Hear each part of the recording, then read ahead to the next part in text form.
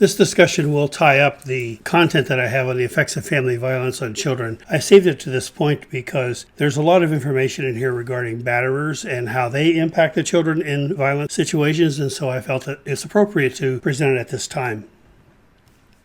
Just a review again of some of the signs and symptoms of distress in young children.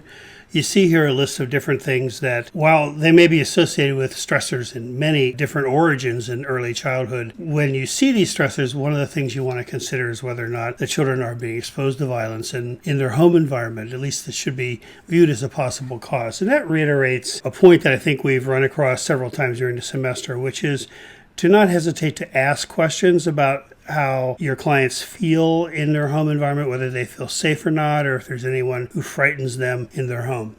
Distress in children sometimes will show itself in sleep difficulties and nightmares or fears of going to bed or of falling asleep, things that are unusual for the child, a higher level of separation anxiety, somatic complaints, increases in aggression or angry feelings, regression in developmental skills, difficulties with concentration, repetitive play, or talk about upsetting events that you see that give you a suggestion that the child is working through something that they can't quite resolve in their mind.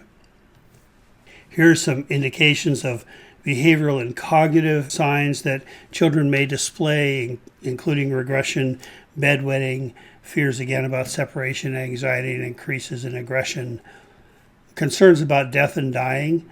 Again, these kinds of questions that children may pose are certainly very natural in many respects, but if the concern is heightened or seems to be exaggerated in one way or another, this may be an indication that something's going on that's worrying the child.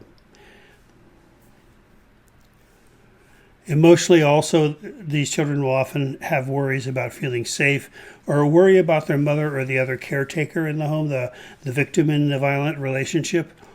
Be very jumpy and scared.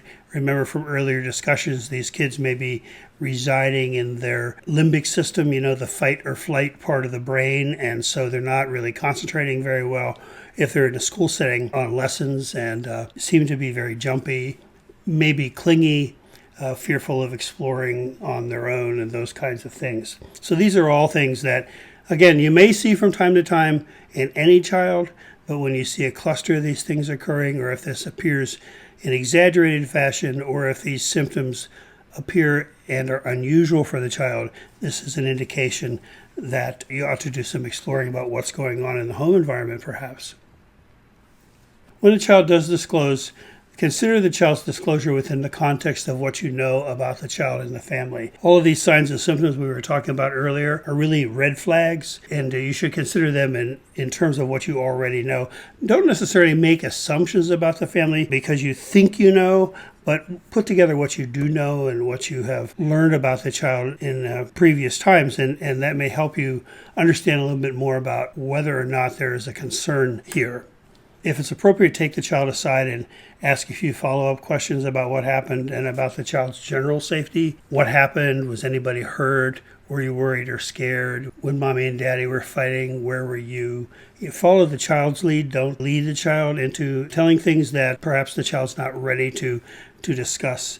Leading questions is something that oftentimes will get you in trouble later on if you're called to testify about a situation. And so be very cautious. Don't ask more questions than you need to. Just simply check to see if the child is safe or not. Remember that if there is abuse going on or there's violence in the home, there's a very strong likelihood that other authorities, law enforcement or child protection, may be interviewing the child as well. So don't put the child through a repeated interviewing process if it's not necessary. Reassure the child by acknowledging his or her feelings. Maybe something like, it sounds like this was very scary for you, just validating what the child seems to be displaying. One thing you want to be very careful about is don't make promises that things are going to be okay, because you don't really know if things are going to be okay in the child's view.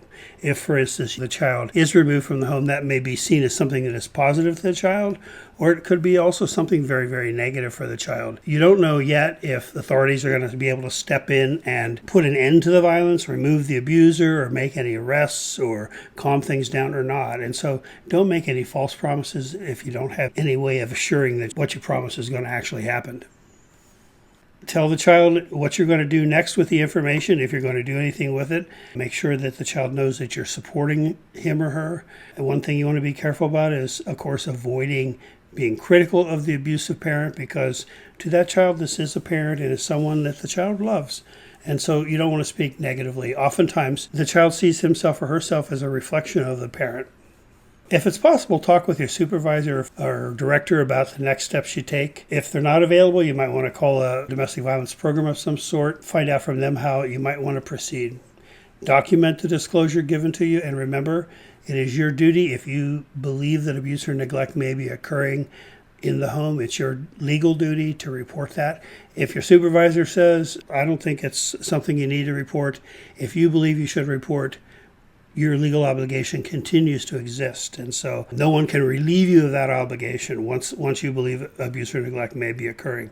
It's not your responsibility to investigate to see whether or not it's occurring. All you need to know is that you think it may be occurring, and that would justify a report. I want to talk a little bit about batterers and some of the things that they display and how that will impact the children in the home environment. Beyond the trauma of actually witnessing the physical assaults against the other parent and the tension produced by living with conflict, Bancroft says that the parenting of men who batter exposes children to multiple sources of emotional and physical injury, most of which haven't been recognized widely previously. Some of the characteristics that batterers display that have an impact upon the children in the family include their need for control. They oftentimes manage how the other parent structures the life for the child. Their sense of entitlement, because batterers often believe that they're the most important person, the sort of the king of the family more or less, then children oftentimes can't get their needs met because the father's needs have to come first. And sometimes there's a role reversal where the children are really expected to take care of the parents' needs. The possessiveness of the batterer displays a sense of ownership of the children that tends to lead to elevated rates of physical and sexual abuse of children. Sometimes the batterers will seek custody more frequently because they see the children as a possession of theirs rather than out of a desire to actually raise the kids. Batterers are often manipulative, and children, of course, learn from observing just like they do in all these other areas. The denial and minimization of the abuse is something that is also transmitted to the children, and the children often learn to treat others in similar fashion. And the denigration of the spouse, children will pick up on this attitude and oftentimes wind up denigrating the victim themselves in their own minds for either failing to protect the children from abuse or from violence, or from being able to stand up for herself. She's sometimes viewed as weak, and the children are sometimes brought into the notion by the batterer that the other parent is inadequate. So these characteristics in the batterer influence the parenting of the men who batter, and they have a negative impact on the children by, first of all, creating inappropriate role models, the ones that perpetuate the violence. As we've mentioned earlier, boys in particular who are exposed to intimate partner violence by their fathers are more likely to learn that behavior from their fathers. And they tend to show elevated rates of battering as adolescents and adults. Girls show increased difficulty in escaping partner abuse in their own adult relationships. So you see that there's sort of an intergenerational transmission of these behavioral patterns. Batterers also undermine the mother's authority. Their habits of denigrating the spouse destroys maternal authority, and children are found to have increased rates of violence and disobedience towards their mother, and oftentimes feel as though the mothers don't care about them or that they can't be counted on. This is particularly difficult when mothers leave the batterer with the children, because the children haven't been disciplined by the mother or don't respect the authority of the mother, and oftentimes begin to act out wildly in whatever environment they're in, whether it's a shelter environment. I've known situations where families have had to leave shelters because the children were just so out of control. And this is one reason why mothers return to their abusive spouses. The retaliation against the mother for the efforts to protect kids is also another thing that creates a lot of difficulty for children. If the mother intervenes, the batterer sometimes will punish the children even more harshly to punish her for standing up for them. The end result of this is that she's more or less forced to stop intervening on her kid's behalf, and this is one of the reasons why the children see the mother as unreliable or uncaring. And if child protection is called in, this is where oftentimes CPS workers will respond to this by thinking the mother is failing to protect their kids from abuse or from exposure to domestic violence. they sow divisions within the family. And batterers often will establish a special relationship with one particular child. And if it's physical abuse, it's usually a boy. And they build a sense of superiority to females. The boys do, at least, especially that special boy. And this creates a lot of tension in the families very deliberately. And one of the things that happens as a result of this is that there's oftentimes a lot of conflict between the siblings in these situations as well. Another indication sometimes that something may be amiss in the family when you see an unusual amount of sibling rivalry and problems in the sibling relationships in a family. One other thing the batterers tend to do is to use the children as weapons against the mother. Whether they threaten to or actually destroy children's belongings or threaten the children's pets in order to punish the mother or to control the mother. Sometimes if there is a separation between the parents, the children are required by the batterer to monitor and report on the mother. Even when the parents are still together, if the batterer leaves the home, the children may be expected to let the batterer know when he comes home what the mother did during the day. And this, of course, puts the kids in a very uncomfortable position and an inappropriate position, of course. Batterers oftentimes threaten to kidnap kids or to sue for custody, and they're very good at convincing authorities that they're the better parent. And the victim knows this and will oftentimes be very intimidated by the parent's threats to win custody of the kids if she attempts to leave.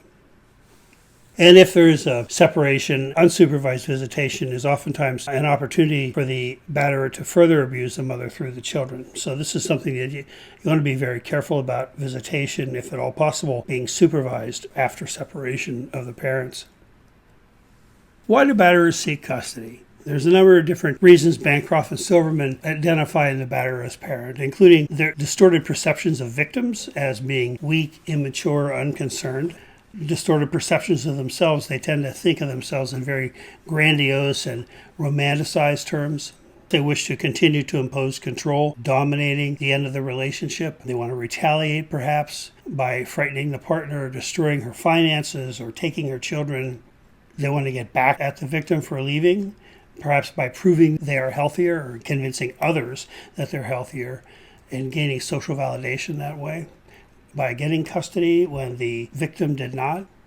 They oftentimes have a distorted view of the effect of battering, so that the victim's depression or substance abuse or emotionalism or hypervigilance, all those reactions that a victim might demonstrate because of the battering in their relationship, are seen as signs of psychological disturbances and emotional weakness, and seen as being a personality characteristic of a victim rather than the result of the abuse. They develop this distorted view of the effect of battering and also are very adept at convincing others in the system, social workers included, that the victim is the weaker and poorer parent. And they do actually succeed in gaining custody frequently by using this technique. Unfortunately, they can convince the courts of this as well. Sometimes want to seek custody just to gain economic or legal concessions, maybe getting the victim to drop charges or finding ways to get out of paying child support and those kinds of things, and just in general intimidating the victim in any way possible. So what do you do with some of the behaviors that the children display? Here are some things that parents might be encouraged to do with some of the difficult behaviors that emerge after the children are removed from hopefully the parent and the children leave a violent relationship. For instance, with aggressive behavior, as we know, children under stress will tend to forget some of the things that they've learned in terms of their milestones, for instance, and regress to earlier behaviors. And this will include things like bedwetting, toilet accidents, thumb sucking, and so on. And so one thing that adults can do to help kids through this is to really relate to the children at the age level that they've returned to and gently try to help them regain their skills again. Certainly not shaming them or belittling them because of this regression. Children traumatized by violence also have difficulty separating and experience separation anxiety. And this might show itself in terms of fears of going to school or being left at daycare. And so oftentimes they'll become very clingy during this period of time. And so the adults in the child's life ought to be patient and try to give the child extra time during transition periods in the day, like being dropped off at daycare or at school, being picked up from school, or even at bedtime for that matter, because that also represents a separation between the child and the parent. After a traumatic event, fear might be one of the child's strongest emotions, and what we want to do is to make sure that we let the children know that it's okay to be scared. They don't have to be brave. Let them know that they're not alone and that you're there to protect and love them as a parent. Don't shame them or tell them that there's nothing to be afraid of. Obviously, there is something to be afraid of, and they're experiencing that emotion. After separation, as I've mentioned before, oftentimes children will regress in behavior and will oftentimes break the rules. And so, as difficult as it is, a parent wants to try to maintain the same rules and expectations they've always had, assuming that those expectations were not abusive. Knowing what's expected, having that structure in their lives, is something that helps kids feel safe. So the parent should avoid physical punishment, which only shows that it's okay to use violence to solve problems, and that's one of the things that we're hoping to leave behind.